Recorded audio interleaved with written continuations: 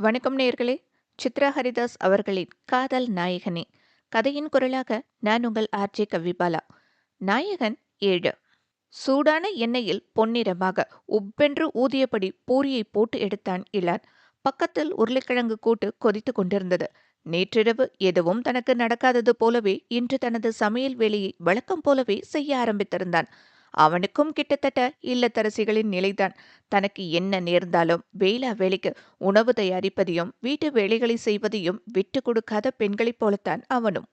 சமைக்க மாட்டேன் என்று பிடிவாதம் பிடிப்பதோ இல்லை உள்ளிருப்பு போராட்டமோ அவன் செய்யவில்லை. சம்பளத்திற்கு வேலை செய்வதை தாண்டியும் பழிவாங்க உணவை ஆயுதமாக எடுத்துக்கொண்டு அடுத்தவர் வயிற்றில் அடிப்பதா என்கின்ற எண்ணம் அவனுக்கு. முதியவருக்கும் படிக்கும் பிள்ளைக்கும் உணவளிக்க கூடாது என்ற பிடிவாதம் தனக்கு எதற்கு என்ற எண்ணத்தில்தான் காலையிலேயே தன் சமையல் வேலையை தொடங்கியிருந்தான். இன்று விடுமுறை நாள் என்பதால் பூரி கிழங்கு செய்திருந்தான். சக்கரத்தை காலில் கட்டிக்கொண்டது போல சுழன்றவனுக்கு கவனம் முழுவதும் சமையலில் சென்றுவிட நேற்றைய நிகழ்வின் நினைவு ஓரமாய் ஒதுங்கிவிட்டது. சமைத்து முடித்ததும் அவர்கள் சாப்பிட ஏதுவாக உணவு மேஜையில் எடுத்து வைத்தவனுக்கு அழையா விருந்தாளியாக நேற்றைய நினைவுகள் வந்துவிட உள்ளுக்குள் சோர்ந்து போனான். கண்களில் முணுக்கென கண்ணீர் வந்தது. தனது மேலாடையில் துடைத்துவிட்டு உள்ளே சென்றான்.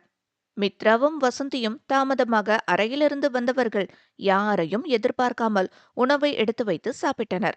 மித்ரா வசந்தியிடம் சொல்லிவிட்டு வெளியே செல்ல இவரும் அறைக்குள் சென்று முடங்கிவிட்டார்.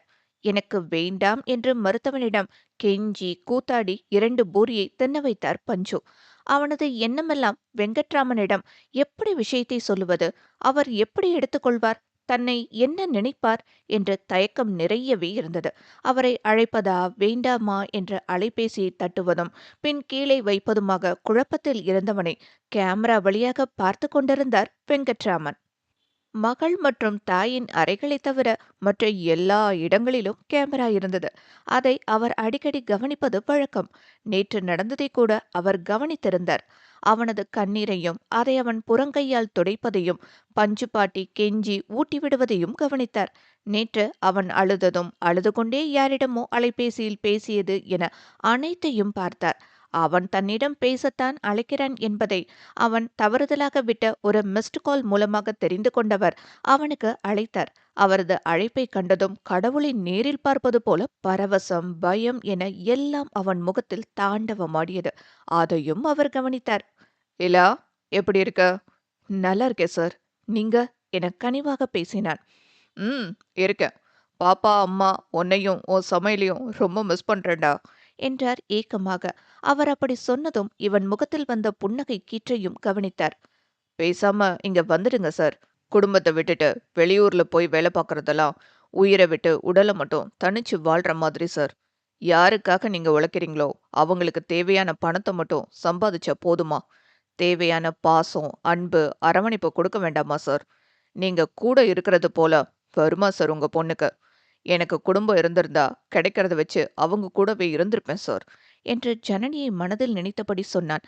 அதன் பின் உணர்ந்தவனாக, ஐயோ சாரி சார், என்னையும் மீறி பேசிட்டேன், தப்பா எடுத்துக்காதீங்க சார், மன்னிச்சிடுங்க என கெஞ்ச அவர் பெரிதாய் எதுவும் நினைக்காமல் சாதாரணமாகத்தான் பேசினார். நீ சொன்னதெல்லாம் உண்மைதான் இலா.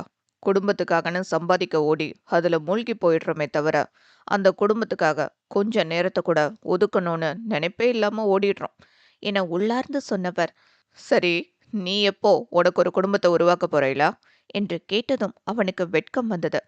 சார், உங்ககிட்ட சொல்லணும்னு தான் இருந்தேன். கொஞ்சம் பயம் என்று இழுத்தான். என்ன பயம்? உன் அப்பா கிட்ட பேசுறது போல பேசு என்றதும் சட்டன் இவனுக்கு கண்ணீர் வந்துவிட்டது. புறங்கையால் கண்ணீரை துடைப்பதையும் பார்த்தார். இலா, சார், சொல்லுப்பா. சார், நான் நான் ஒரு பொண்ணை விரும்புறேன். அவ இந்தியால இருக்கா சார். இப்போ வரைக்கும் ஆன்லைன்ல தான் பேசிட்டு இருக்கோம். அவளை தேடி இந்தியா போகணும் சார் என்றான் தயக்கமாக. இத சொல்லவா உனக்கு இவ்ளோ தயக்கம்? எப்போ அந்த பொண்ண பார்க்க போற? சார் என்று இழுக்க, விஷயம் என்னன்னு சொல்லு என்றார் கனிந்தபடி. கான்ட்ராக்ட முடிச்சுக்கலாம் சார். நான் இந்தியாவுக்கு போறேன். அங்க செட்டில் ஆகலாம்னு இருக்கேன் சார் என மனதில் உள்ளதை சொல்லிவிட்டு லேசாக உணர்ந்தான். இந்தியா போக மாட்டேன்னு சொல்லுவ, இப்போ இந்தியா போறேங்கிற? ம் என்றதும் இவன் வெட்கப்பட்டான். பொண்ணு பேர் என்ன? ஜனனி சார் என்றான் வாயெல்லாம் பல்லாக. சரி, அடுத்த 1 மாசம் மட்டும் இரு. நான் வந்ததும் நீ இந்தியா கிளம்பிடு என்றார் மனசார.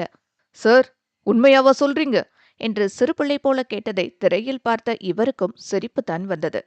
நிஜமா தாண்டா சொல்றேன். நீ என் பையன் போல. உனக்குன்னு ஒரு வாழ்க்கை இருக்குல்ல.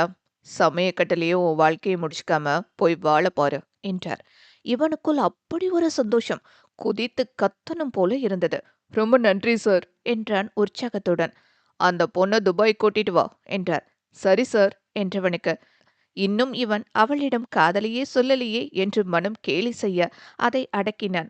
அப்புறம் இலா, உன்கிட்ட ஒரு விஷயம் கேட்கணும் என்று பேட்டிகை போட, என்ன விஷயம் சோ என்று கேட்டான் புருவங்கள் சுருங்க. அப்புறம் இலா, உன்கிட்ட ஒரு விஷயம் கேட்கணும் என்று பேட்டிகை போட, என்ன விஷயம் சோ என்று கேட்டான் புருவங்கள் சுருங்க. உனக்கும் மித்ராவுக்கும் என்ன பிரச்சனை? நேத்து டைனிங் டேபிள்ல ஃப்ரெண்ட்ஸை கூட்டிட்டு வந்து இன்சல்ட் பண்ணியிருக்கா? என்ன நடந்தது அங்க என குரலை உயர்த்தி கேட்க இவனோ சொல்ல தடுமாறினான்.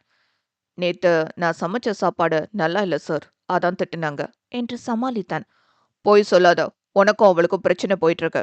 என்ன விஷயம்னு சொல்லு என்று கேட்டு பதில் வேண்டி அதே பிடியில் நின்றார். சார், நீங்க என்ன நம்பினாலும் நம்பலினாலும் இதுதான் உண்மை என்று அனைத்தையும் சொல்லி முடித்தான். அவன் சொல்லும்போது அவன் முகத்தை தான் பார்த்தார்.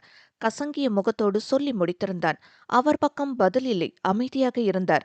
சார், உண்மையாவே உங்க பொண்ணு மேல எனக்கு எந்த ஃபீலிங்ஸும் இல்லை சார். அவ எனக்கு தங்க மாதிரி. அவளை அந்த மாதிரி பார்க்கல. என்ன நம்புங்க சார் என்றவனுக்கு அவரது அமைதி அடிவயிற்றில் கிளிபிடிக்க பயந்து போனான். நான் உன்னை நம்புறேன் இல்லா. உன்னை நம்பிதான் என் பொண்ணையும் அம்மாவையும் விட்டுட்டு போனேன். எனக்கு உன்னை பத்தி தெரியும். கூடிய சீக்கிரம் வேலை முடிஞ்சதும் நான் வந்துடுறேன். நாளைக்கு மித்ராவை பார்த்துக்கிறதுக்கு ஒரு அம்மா வருவாங்க. அவங்க எல்லாத்தையும் பார்த்துப்பாங்க. நீ போனதும் அவங்க அங்கிருந்து பார்த்துப்பாங்க. நீ அவங்களுக்கு உதவி செய் என்றார். இவனும் சரி என்றான். நெஞ்சில் பாறாங்கல்லாய் ஏறியிருந்த சுமையை அவரிடம் பகிர்ந்து இறக்கி வைத்த மகிழ்ச்சி. கான்ட்ராக்ட் முடிய இன்னும் 2 மாதங்கள் இருந்த நிலையில் அது 1 மாதமாக மாறியிருந்ததிலும் அவனுக்கு பேரானந்தம். உடனே அதை தனது அண்ணம்மாவிடம் பகிர எண்ணி அவளுக்கு அழைத்தான். எடுத்ததும் ஆர்டர் இல்லை என்று சொல்லியிருந்தால் கூட பெரிதாக பாதிப்பு இருந்திருக்காது. கைக்கு கிடைக்க இருந்ததை தட்டி பறித்து விட்டானே என்ற ஆதங்கம்தான் அவளுக்கு. வள்ளியும் நீலகண்டனும் அவளை தேற்ற முயன்றனர்.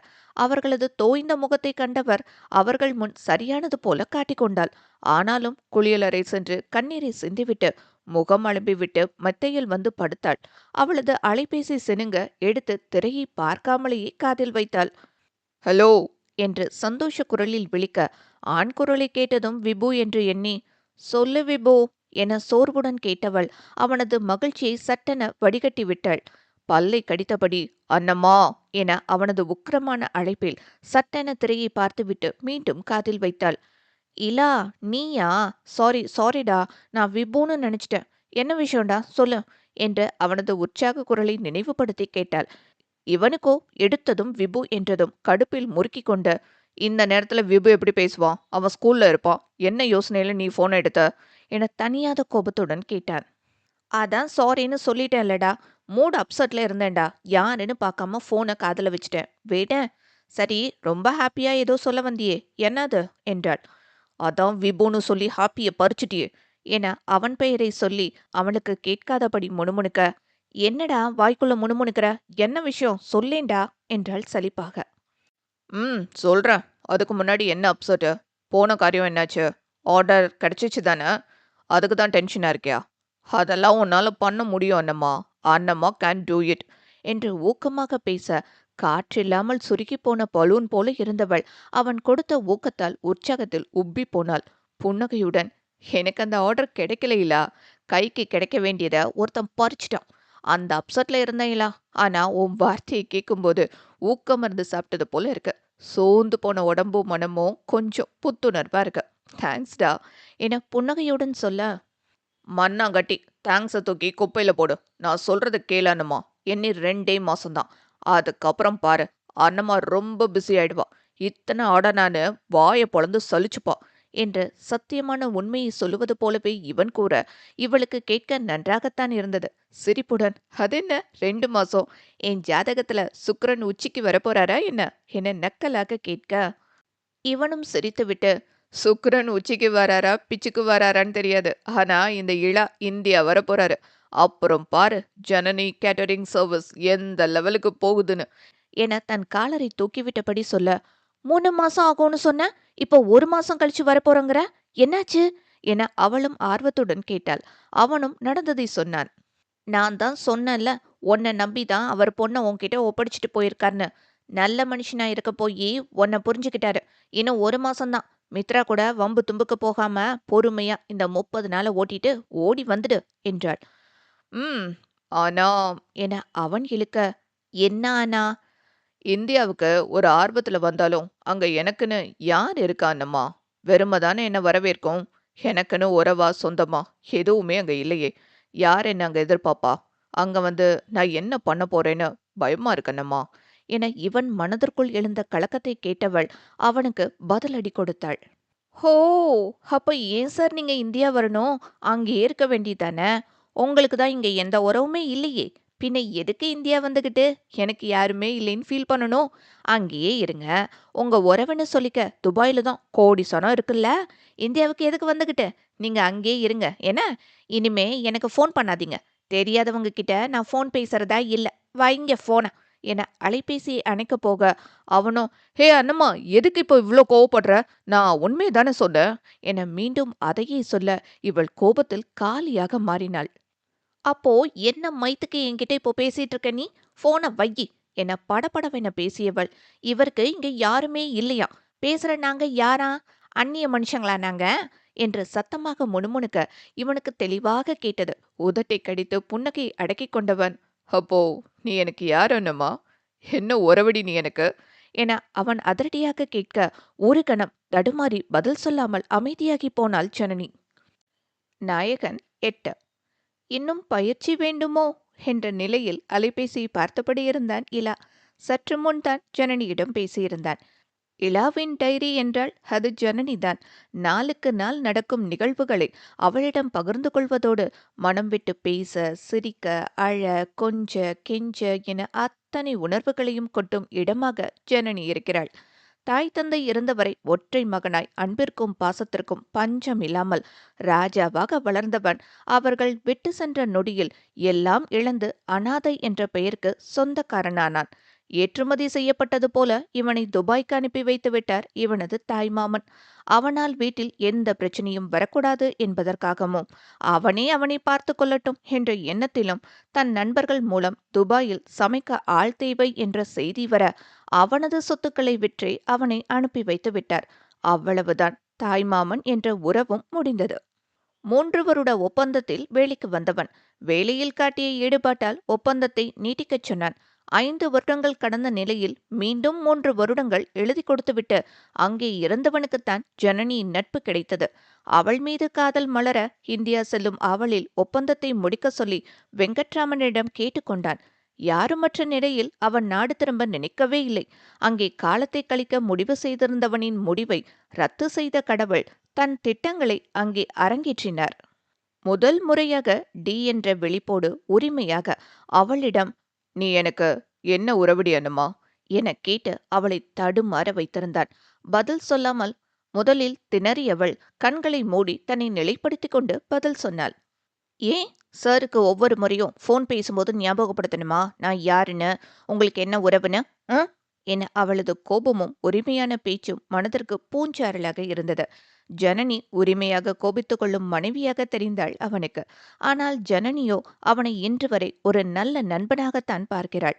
மனைவியிடம் சண்டை பிடித்து பின் கொஞ்சல் கெஞ்சல் என அவன் கற்பனையை நீட்டிக்கொண்டு பறக்க அவனை பொத்தன கீழே விழவைத்தது அவளது பதில்கள்.